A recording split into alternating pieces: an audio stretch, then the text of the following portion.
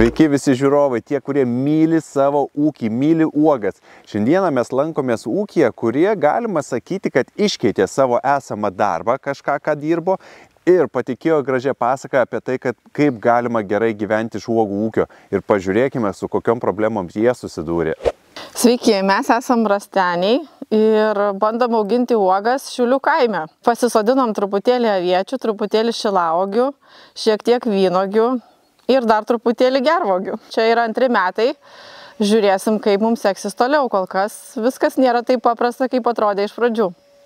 Jovita, galima sakyti, kad šiandieną lankomės jūsų svajonių ūkyje, apie kurį daug kas pasvajoja. Daug kas dirba kitokius darbus. Aš galiu paklausti, kokį darbą prieš tai dirbat? Aš ir dabar dar šiek tiek bandau dirbti, kiek spėju. Tai aš esu kosmetikė. Kosmetikė. Ir per COVID-ą, galima sakyti, COVID-as paskatino startuoti su ūkiu. Ne visai su ūkiu. Iš pradžių tik tai pagalvojau, kad būtų labai smagu paprekiauti sodinukais. Susikūriau elektroninę parduotuvę ir siūsdavau per kurjerius sodinukus žmonėms, kuriems jų reikėjo. Padėdavot įsigyti? Padėdavau įsigyti, taip, nes susiradau gerus tiekėjus ir tai prasidėjo kažkas tai į šią pusę. Mano patėvis, kurį nesenai susitikom, turėjo čia Šiaulių kaime nemažą gabalą žemės. Dalį to žemės apie 3 hektarus nuomoja ūkininkui, o kita dalis buvo tokia apleista, labai augo aukštos labai žolės, krūmynai, nu toks, žodžiu, ne kažkoks vaizdelis buvo. Taip šeiminiškai sako, nu tai imk tuos krūmynų šabakštynus ir ūkininkauti. Ne visai ir taip buvo. Ūkininkai, kurie dirba greta esančius laukus, šiek tiek nepatenkinti buvo, nes labai nuo mūsų laukų teršdavosi jų laukai. Ir atėjo toks laikas, kaip teko pradėti galvoti, ką čia dabar daryti. Kažkaip jos patvarkyti reikia, kad tiesiog tiems ūkininkams nekenkti. Na ir tada atsirado irgi kaiminystėj, čia tie kaimynai už 70 kilometrų, bet vis tiek kaimynais vadinau. Sakogi, rašykit projektą, gausit paramą ES ir turėsit šeimai ir uogų, ir gal ir parduosit dar giminėm, draugam. Ir labai čia kaip fainai, sako, bus. Tai ką jūs, sako, veikia, tai savaitgaliais, tai turiningi jie bus, gamtoj praleisit. Ir ne šiaip savo šienausit lauką. Bet nesuklydo žmogus tai sakydamas. Tikrai savaitgaliai užimti. Labai dabar. Netgi trūksta savaitgalio. Dabar tenka aukoti ir labai mano mėgiamą ir mylimo darbo laiką, kas šiek tiek drasko širdį, nes tikrai ten labai smagu man būti.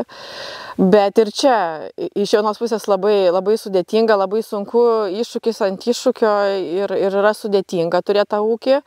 Ir jo labiau kaip galvoj modeliavai 20 kokių arų šilauogių, o rezumė projekto pabaigoje gavosi 2 hektarai. Tai čia man truputėlį papasakokit. Jūs sakėt, kad pradžioje norėjote turėti apie 20 arų, kurių užtektų giminiai, šeimynai, truputėlį gal ten draugam parduoti, supakuoti, kažką perdirbti, turbūt taip įsivaizduočiau. Bet nusprendėte pasinaudoti nacionalinio mokėjimo agentūrą, parašėte projektą ir tas ūkis išsiplėtė, galima taip sakyti. Projekto rašymo eigoje. Irgi nežinau, kiek čia kas girdėjo. Galbūt mes su vyru girdėjom tai, ką mes norėjom girdėti. Mes norėjom 20 arų šilauogių. Ir gal kažkas kažką mum ir bandė pasakyti, kad tiek nepakaks ir reiks daugiau, bet žmonės turi tokią savybę girdėti, ką jie nori. Kiek dabar turit ploto ir kokių kultūrų? Tai mes dabar turim apie 2 hektarus, truputėlį daugiau negu 2 hektarus bendro ploto ir auginam ne tik šilauogės, bet auginam ir avietės, ir gervuoges, ir bandom auginti vynuoges. Ir šitakį nepamirškim. Šitakį ir aš dabar taip pagavau kablį ir dar biškį bandau kitokių grybukų dar. Bet grybai visumoje patiko? Grybai patiko, kai supratau, kad gali augti. Puiku, iš tikrųjų. Gerai, dabar kalbėkime apie tai, kaip pasirinkote kultūrą, nuo ko pradėti, nes daug kas žmonių sako, aš nežinau, kokią uogą auginti. Ar jums patiko skonis, ar jums patiko tai, kad ją lengva parduoti, ar sunku parduoti, ar perdirbti galima, arba dirvožėmis tinkantis, nes visi įvairiai renkasi, pagal ką jūs rinkotės, ką auginti. Kadangi mano mintis apie ūkį prasidėjo nuo šilauogių, tai šilaugės atsirado mintyse dėl to, kad taip, čia yra gan rūgšti žemė ir pakasus giliau matėm, kad yra netgi ir pačios durpės galima atrasti, plotais. Šiaip labai mišrus tas dirvožėmis yra ir labai jisai skiriasi vietom, tai labai sunku, tarkim, klausit prieš tai, kodėl nedarėt tyrimo dirbos, todėl kad jisai jeigu čia pakasim, čia bus vienas rezultatas, ten pakasim bus visai kitas rezultatas, dar ten pakasus dar kitas rezultatas, kur daubos yra, tai ten... Tai išsigandot, kad labai daug tyrimų reikės daryti. Ir galvoju, ar yra prasmė, nes, šiaip galbūt galvojau aš nežinau, ar paprašiau ar ne, aš tai pasvaršiau, kad gal pritraukti tą aplinką, tą dirvą padaryti tinkamą augalą. Jūs nusprendėt pakoreguoti pagal kultūrą dirvą, ne? pH pakeisti, galbūt ten...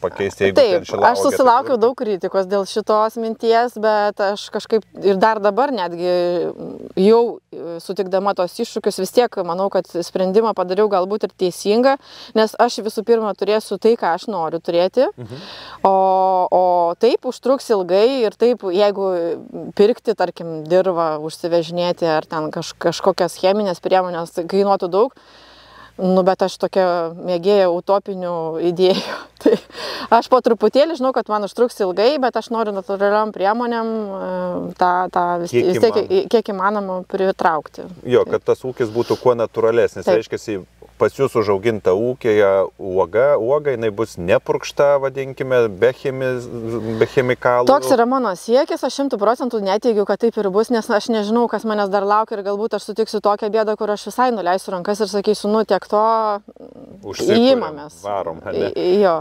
Kelinti metai dabar? Antri metai. Šitiem šilauogėm, šitom gervogėm, avietėm yra antri metai ir mes galime pasižiūrėti, kaip jos auga, ko jom trūksta, kas čia darosi.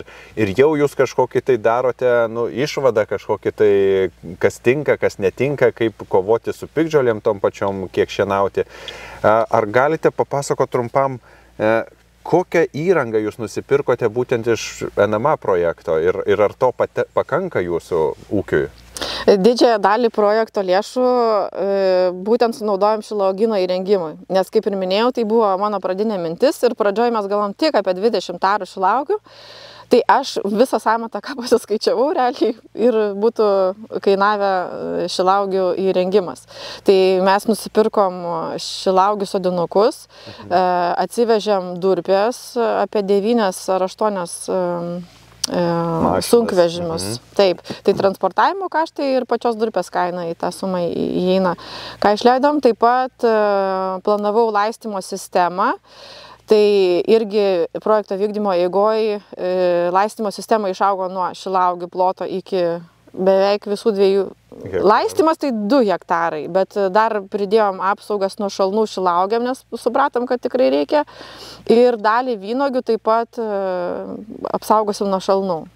Tai va šita vieta, netgi renkantis plotą, šitas regionas labai pasižymi šalnomis. Taip, už tai mes ir nusprendėm dėti tos purkštukus. Nes aš teko man girdėti irgi čia šitam regione keletą ūkių, kur sako, jeigu ten pranašauja kažkur tai šalna, tai čia būtinai bus. Tai jūsų atveju apsauga nuo šalnų būtina, o apsauga nuo paukščių? Apsaugą nuo paukščių taip pat diskutavom su kitais žmonėmis, ką daryti. Tai kol kas mes nieko nepasidarė, nes neužtenka tiesiog projekto lėšų. Patys investavom į traktoriaus padargus, kitus sodinukus. Tai šitas žingsnis dar jo teks palaukti, bet planuoju tiesiog tinklą dėti nuo paukščių, nes nežinau. Aš džiaugiuosi girdėdamas, kad jūs neplanuojate nuleisti rankų, bet sako, dar tinklai čia bus tas, anas, tai reiškia, plėsitės, auksite ir nenuleisite. Tai, ką mes turime, puoselėti stengsim ir iki to lygio, kuris turėtų būti, mes stengsimės privesti. Jovita, jeigu jums būtų šansas prieš įkuriant šitą ūkį atvažiuoti ir pas ką nors ūkyje praleisti visą dieną dirbant, pasimatuot ūkį, ar važiuotume taip? Važiuočiau mėnesių. O, dar geriau, kad išbandyti tikrai, nes tai yra didžiulė investicija, daug darbo ir tą ūkį turėti, tai viskas nėra taip romantiška, teisingai. Ne, nėra.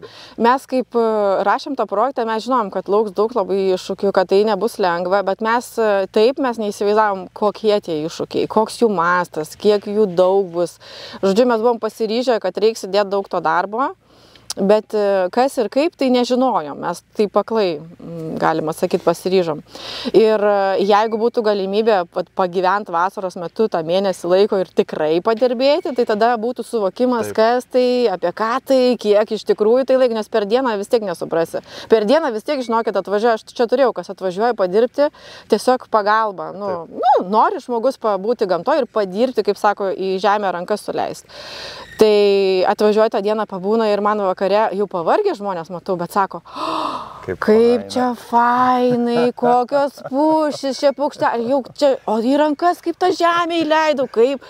Oi, aš kaip sakau, pavargsti, bet maloniai pavargsti. Labai teisingai mes ir norėsime išgirsti tokių patarimų, kur iš tikrųjų sunku. Aš įsivaizduoju gerai. Galite išduoti, kiek šiais metais uždirbote iš uogų? Nulį. Net turbūt į minusas.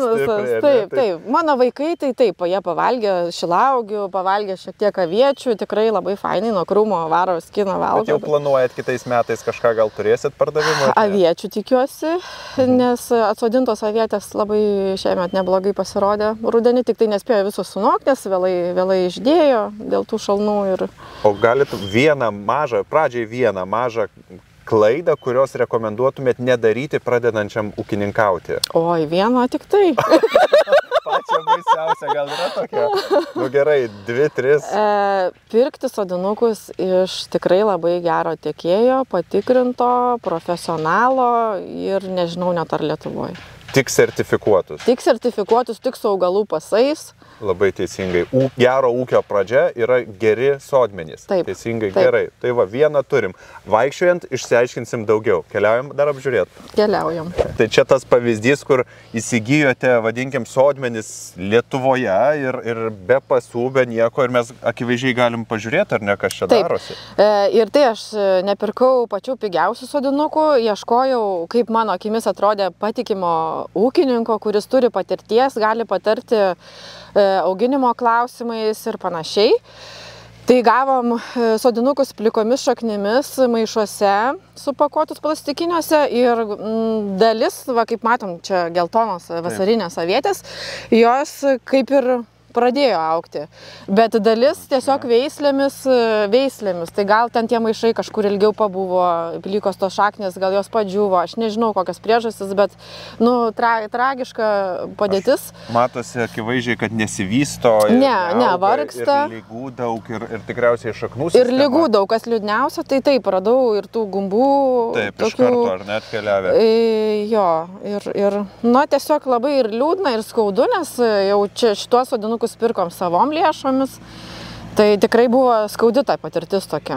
Tai ar savos ar nesavos visą laiką skaudu, nes ūkyje, kai kurdiniai, tai kiekvienas euras reiškia. Ir laikas, iš tiesų metai laiko, kaip šuniui į uodegą. Tai aš kartais irgi lygiai taip pat palyginu, sakau, ten kokiam nors versle, kaip IT ir panašiai, ten laikas yra dienom, savaitėm matuojama. Ūkyje, kai ūkininkaujat, viskas yra metais. Mažiausias terminas yra metai, tai įsivaizduokite, kiek mums reikia daug laiko. Galim nueit pažiūrėti tos, kur buvo sertifikuotos, kokybiškos. Taip.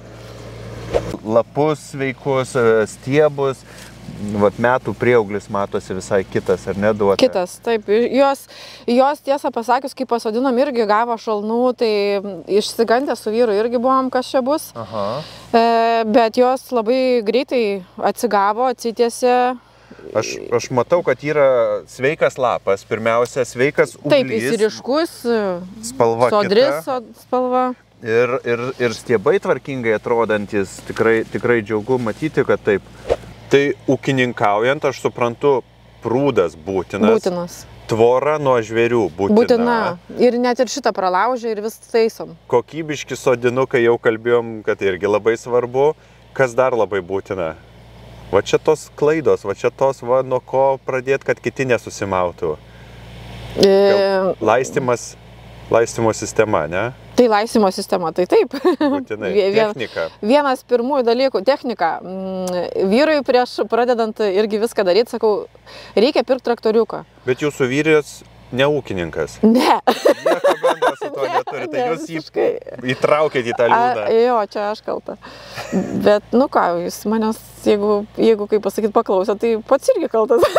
Nereikėjo klausyti. Nereikėjo klausyti. Svarbu nesužinotų dabar. Jo. Gerai. Tai, sakiau, perkam traktoriuką, tai jis iš pradžių dar netikėjo, gal čia nereiks, čia, kol įsidirbsim, pasidarysim, pasinuomosim kažką, tai kam čia vis tiek tokie pinigai dideli. Tai po kokių 1-3 mėnesių turbūt suprato, kad nieko nebus. Skolinomės pinigų ir... Kad jo dabar nukrapštyti neina nuo traktoriaus. Ne, čia vienas mėgstamiausių jo darbų, nes nereikia ravėti tada rankų. Sėdė vairą, sukinėjai ir va čia va prasideda ta romantika. Laistymo sistemą pirkau Lietuvoje. Iš tikrųjų pasidariau apklausą daugelio įmonių prieš nuspręsdama, kur pirkti. Taip pat pasidariau kainų Lenkijos rinkoje ir tikrai būčiau galėjus taupyti pirkdama įrangą Lenkijoje, bet vis tik pabūgau, nes ar prireiks patarimo, ar kažkas suges, ar montuojant kils klausimai kažkokie. Nu, vis tik nusprendžiau sumokėti šiek tiek brangiau, bet viską įsigyti Maidinoj. Ir visai nepasigailėjau šito sprendimo, nes jų vadybininkas Karolis labai mums pagelbėjo ir montuojant įrangą, ir patarimais, kas geriau tinka mūsų atveju, nes pas mus smėlinga labai, tai ir tas tvenkinys labai smėlingas dugnas, kemšasi siurblys.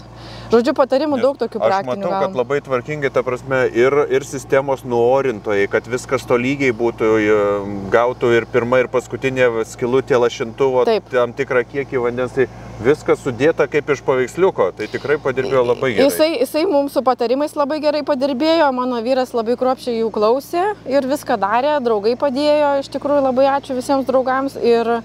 Ir iš tikrųjų su sistema problemos neturėjom vasarą nei vienos, nepaisant to, kad smėlio daug užsirbė siurblys. Jovita, dar stebiu jūsų ūkį ir iš tikrųjų matau, kad skirtingos kultūros ir aš galvoju, kaip jūs susitvarkysit, kai viskas kartu derės, ar čia nebus tokios bėdos? Šitą bėdą numatėm truputėlį, apgalvojam ir už tai skirstėm veislės, kad jos derėtų skirtingų laikotarpių. Tai ir šilaugės, ir avietės yra veislių tiek, kad skirtingų derėjimo metu. Tai pirmiausia, jūs pradėsit skinti šilaugės. Apie kokį Liepos mėnesį. Ne, birželio netgi pabaigoje yra. Aha, birželio pabaiga prasideda ir skirtingos veislės. Ir paskui iki pat šalnų. Tai plotas nėra didelis šilaugė, aš manau, kad tikrai bėdos neturėsim.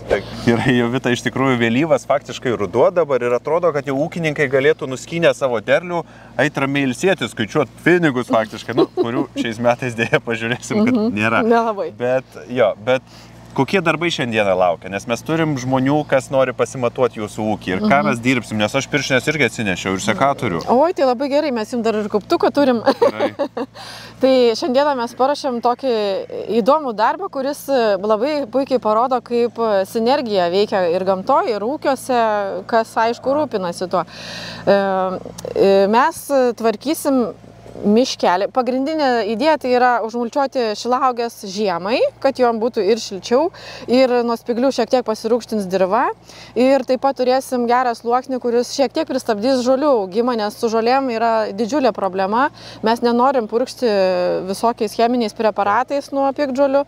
Tai ravim rankom ir tai atima labai daug laiko. Tai kuo storesnis mulčio sluoksnis, tuo mažiau žolės auga. Ir dar galima pridurti, kad būtent mulčio sluoksnis prilaiko drėgmę ir labai tas, taip, nes durpiai labai svarbu yra neperdžiūti, neleis perdžiūti, tai tas labai pagelbėjo. Tai jūsų ūkis tvarus, nes tuos spyglius, ką čia pušynai išbėrė, jūs viską surinkot ir atkeliavo viskas čia. Tas aišku užima vėlgi daug tautvydai laiko ir labai daug pastangų ir ranko darbo, bet aš manau, kad tai yra verta, nes kaip ir sako, tai yra tvaru ir tai nekenkia gamtai ir tai leidžia mums užsitikrinti švarią produkciją, kas mums ir yra svarbiausia. Tai Jovita, darbo aš galėsiu pasimatuoti truputėlį. Taip, galėsiu. Gerai, pirštinės turiu, darbo nebijau, einam pažiūrėti.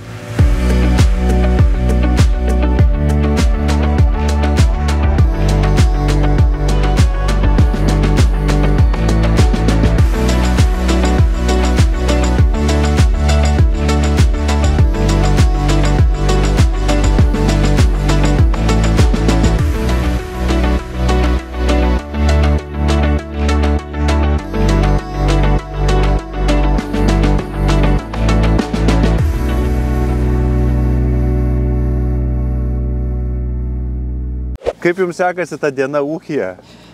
Linksmai. Galėtų dar uogų būti šiek tiek, ar ne? Mačiau, viena kita yra. Yra viena kita dar galima suvalgyti. Taip, bet ar nesunku visą dieną tai pravėt? Mesgi čia turėsim daug metrų praeiti. Nelengva. Nelengva. Tikrai nelengva, nes darbas tikrai reikalauja ir fizinių jėgų, ir turbūt noro irgi. O tada gerai, gal galiu paklausti, kokį darbą šiaip dirbate? Buhalterė. Kur? Buhalterė. Buhalterė. Taip. Tai čia nieko bendro tikrai. Kompiuteris, kėdė šilta, o čia reikia šaltai visą dieną ravėti. Negazina? Ne, negazdina. Irgi turiu prie namų šiokį tokį ūkelį nedidelį, aišku, palyginus su šituo. Visai mažiuką. Ai, tai jūs turite ūkį vietoj sporto salės, galima taip pavadinti. Tai irgi ir paraviu, ir pakasu, ir pasilankstau, ir panešioju. Tai... O ką ten auginate? Taipogi turim ir šilauogių, ir aviečių, ir daržus, dabar, šiltnamį, pomidorus. O tai kas dabar pirks iš Jovitos uogas? Oi, labai daug ir ofisuose žmonės dirba, irgi nori, jie neturi, būtuose gyvena, tai nori uogų, tai manau, kad tikrai... Aš manau, jūs padėsite parduoti, nes realizacija yra tikrai rimtas iššūkis bus. Taip. Ir kada turės daug uogų, daug hektarų, daug tonų, reiškiasi, reikės šaldytuvą, reikės vežioti, reikės supakuoti, jūs padėsite parduoti ir suskaičiuoti. Taip, būtinai, nes šiais metais kaip tik buvusi kolegė klausė, ar neturiu aviečių, nes paprastai padėdavom, bet pas mus šiais metais labai mažytės tos uogas ir labai, toks prastas. Nušalo gal? Nežinau, ar irgi vandens gal trūkumas, nes mes jų nelaistom, tiesiog jos ten pasodintos natūraliai. Jo, paprastai būdavo labai didelės, labai gražios, bet šiais metais labai mažytės ir jų buvo nedaug, tai dėja neturėjau ką pasiūlyti, bet ateityje turėsiu ką pasiūlyti. Tikrai taip. Tai gerai, šitas darbas jūsų negazina, bet galvotumėt turėti plėsti savo tą mažą ūkelį į hektarus pavers, ar nelabai? Šiaip gal iš tikrųjų noras gal ir būtų, bet tada reiktų atsisakyti ofisinio darbo ir skirti tik tais tokiam darbui, nes suderinti abudu, nežinau, ar tai yra realu. Aš mačiau tokią didžiulę piktžolę išrovėte, aš nežinau, kas ten yra, bet įaugę tai jau buvo neblogai. Labai susikoncentravau. O gal, sakau, daug pykčio darbė susikaupė tam, kurį kasdieną dirbat ir čia ūkyje galima išlieti tą pyktį visą. Gal, visai gera mintis. Tai ūkis gali būti, kaip sakė, kaip tokia savotiškai relakso forma. Kada atvažiuoji, skini uogas, prižiūri, laistai, geni, karpai ir iki pat šalnų dirbi, tai jūsų atveju nebaisu tas? Ne, nebaisu, aš irgi savo sodyboje gyvenu, kaip ir sakė draugė Jovitos, irgi šiek tiek užsiauginam minimaliai tokių. Tai jūs palaukite, tai jūs dar dirbat kažkokiam darbe, taip? Taip. Su žemės ūkiu? Ne, aš Jovitos kolegė iš kito darbo, grožio srity. Galvoju, kaip čia taip grožio srity šiandien okupavo ūkį. Gerai, smagu girdėti. Tai jūs dirbate grožio srity, šiandieną gavote tokio fizinio daug darbo ir galvojate, patinka, galima plėsti jūsų ūkį, jūsų sodyboje? Ne, aš tikrai ne. Jūs tik savo malonumui? Aš tik savo malonumui. Tai tiek, kiek pavalgyti? Taip. Šeimynai, savo, draugam truputėlį? Taip. O savo sodyboje ką auginat? Šiltnamis, pomidorai, agurkai, ten žoleliniai augalai, tiesiog minimaliai. Tai visi jau apdalinti būna pavasarį, ne pavasarį, pavasarį daigais, o vasarą reiškiasi jau...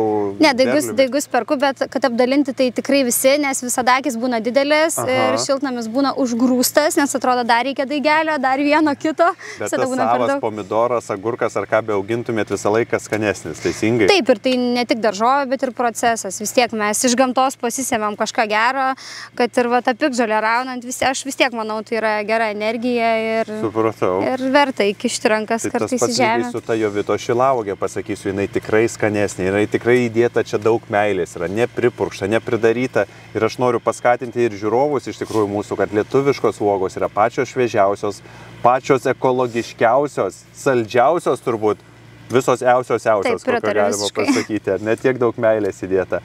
Tai pirkite tik lietuviškas ir paremkite mūsų ūkius, ūkininkus ir plėskime tos ūkius kartu iš tikrųjų. Gerai, dirbam toliau, nes mačiau, kad žiūri jau piktai, tai gausim velnių. O yra dar vienas šiupelis, nėra pas jūs? Vienas pats, kadangi... Jūs meskit, o aš paskleisiu čia. Ok. Galim va šitaip dėti. Galim ir taip dėti tada. Su šiupeliu, su šakėm.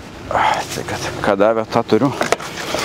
Andriau, ar dažnai tenka atvažiuoti padėti čia ūkyje? Retkarčiais. Retkarčiais? Taip, kaip savo apsidirbam, tada atvažiuojam pagelbėti. Bet labai baisu, čia daug darbų. Nėra baisu. Nėra baisu? geras oras, kada atvažiuoti ir padėti, tiesiog vienas malonumas faktiškai. Tikrai taip. Uogomis pavaišina. Kaip čia pasakius, dar nesulaukiam to derliaus pirmo atvartų. Sakė, buvo, bet vaikai nuvalgė, reiškia, jūs ne prie vaikų.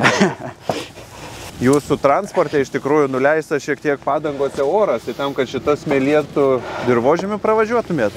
Taip. Visos padangos biški žemiau, kad neužklimtumėt. Jo, nes. Kaip pravažiavimo geresnis. Ir Jovita, iš tikrųjų diena pralėkė labai greitai ir darbų atrodo daug padarėm, bet dar jų daug yra. Kaip manai, nenukankinom tų darbuotojų? Ne, manau, kad ne. Nu vis tiek tik vieną dieną buvom, ne mėnesį. Išgyvens, manau, kad aš manau. Pavaišinsim arbatą, atšildysim ir viskas bus gerai. Ir vėl prie darbo kažkokio reikia prigalvoti, jeigu savo dirba. Aš žinau, kad tu planuoji iš tikrųjų daugiau negu čia mes matome. Galbūt ir edukacijas, ir namelius papildomus, ar ne. Ir čia tokių planų labai daug didelių. Gal gali papasakoti šiek tiek? Edukacijas planuojam. Namelių kol kas tai dar turbūt, kad ne. Nebent labai gerai sektis pradėtų ir daug tų šilauogių priaugtų. Bet edukacijas planuojam ir labai iš pat pradžių irgi siekis buvo, kad šitas sodas, aš jį sodą vadinu, ne ūkiu. Aha. Tai irgi dažnai būna misunderstanding, žmonės galvoja, kad kolektyvinis sodas. Kaip nedidelį atvažiuoja. Nedidelis sodelis, jo. Bet čia gal gerai draugus taip truputėlį švelniai, taip lengvai apgaut, ar ne? Kaip ir nemeluoji, sodelis, viskas tvarkoja. Tai va, tai norim, kad tas sodelis būtų labiau į sodą panašus negu į ūkį, kur yra vagos be pradžios ir be pabaigos, stačiakampio formos ir tiek žinių.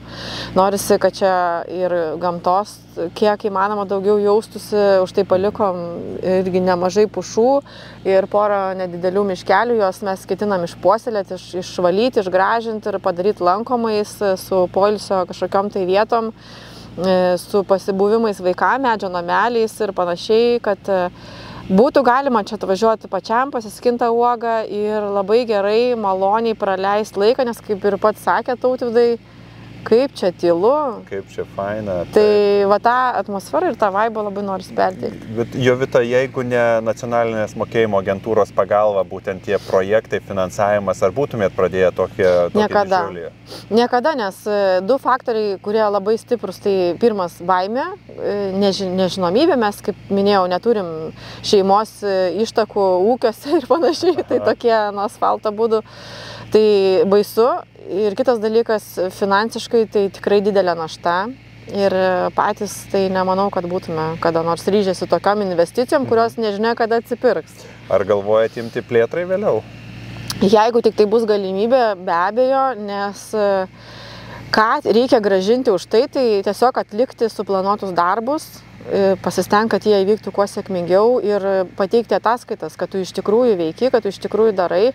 Tai mano akimis tai labai normalus reikalavimas. Taip, tai viskas gerai ir dar tobulėsite ir tikrai prisigalvosite dar kaip kažkurią vietą išpuoselėti, galų gale jūsų edukacijos tos projektai, aš galvoju, kad irgi labai verti dėmesio ir vaikus užimti ir žmonės, nes miestuose žmonės pervargsta, ieško tokių vietų. Ir jeigu gali atvažiuoti pabūti su visa šeimyna, prisiskinti uogų, pavalgyti, išklausyti kažkokio edukacijoje, tai yra nuostabi vieta pabuvimui. Aš manau, kad čia yra, galima sakyti, toks kaip ūkinis turizmas ar kažkas tai tokio galėtų išsivystyti ir būtų labai šauni sodyba. O pavadinimas bus? Bus, bet tai sudėtingas klausimas. Bet aš linkiu, o galbūt reikia, nežinau, paklausti, ko nors gal jums atsiųstų pasiūlymų, kaip galėtų vadintis šitas nuostabus jūsų ūkis, nes visi stengiasi kažkaip turėti, identifikuoti save ir užvadinti paskui. Dabar randa pagal greendreams.lt, bet tai yra nelietuviškas pavadinimas, mes labai norėjom pavadinti ūkį Žalios svajos, nes, tai prisisvajojom ir žalumos daug. Bet jau yra įmonė, kuri turi šitą pavadinimą, vienaskaitos linksnį, bet dabar reikia mums už tai susigalvoti kažką tokio įkvepiančio ir tokio lengvo, svajingo. Aš manau, rasite tą sprendimą ir tikrai išsivystys ir visi žinos ir važiuos ir aplankys jūs ir aš tik tai to ir linkėčiau iš tikrųjų. Tikrai gražus ūkis, tikrai gražiai prisodinta visko.